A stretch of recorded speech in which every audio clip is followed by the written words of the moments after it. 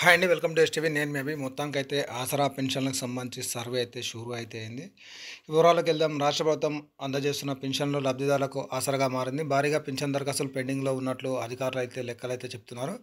వృద్ధాప్య వితంతు, ఒంటరి మహిళ, దివ్యాంగ, కల్లుగీత పెన్షన్లు పొందుతున్న వారిలో నెలల తరబడి కొందరు డబ్బులు డ్రా చేయడం లేదు.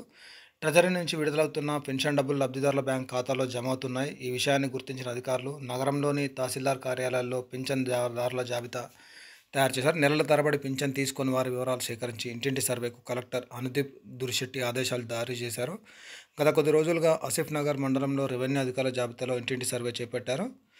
ఆసిఫ్ నగర్ మండలం పరిధిలో 33,860 మంది పింఛన్ లబ్ధిదారులు ఉన్నారు. 13,471 వృద్ధాప్య, 15,951 వితంతు, 3,589 దివ్యాంగ, 1,448 ఒంటరి మహిళల కల్లుగీత ఒకరు ఉన్నారు. అయితే 806 మంది గత కొన్ని నెలలుగా పెన్షన్ తీసుకోవడం లేదు అని తేలడంతో అధికారులు అయితే 5 బృందాలుగా ఏర్పడి సర్వే చేయడంతో 526 మంది మృతి చెందినట్టు తేలింది. మిగతా ఇళ్లకు తాళం వేసి ఉండడం లేదా లబ్ధిదారులు వేరే ప్రాంతాలకు వెళ్ళినట్టు అధికారులు అయితే గుర్తించారు.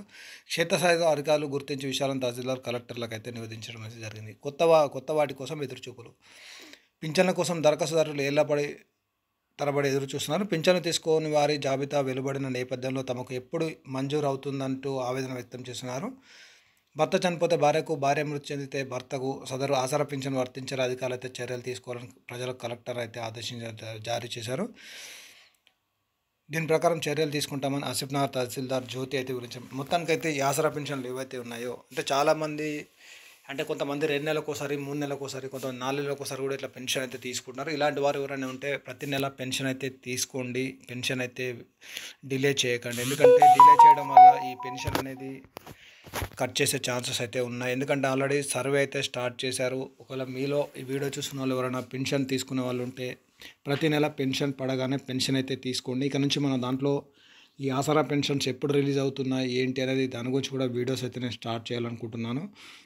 అలాగే కొత్తగా ఇవరకు పెన్షన్ పెట్టుకున్న వాళ్ళు ఎవరైతే ఉన్నారో వారికి కూడా మంజూరు చేసే ఛాన్స్ అయితే ఉంది. అలాగే నెక్స్ట్ ఇంకొకటి చూసుకున్నట్లయితే చాలామంది పెన్షన్ ఎక్కడ అప్లై చేసుకోవాలి అనేది కూడా కొంతమందికి తెలియదు. పెన్షన్ అప్లై చేసుకోవాలంటే ఎంపీడీఓ దగ్గర అప్లై చేసుకోవచ్చు.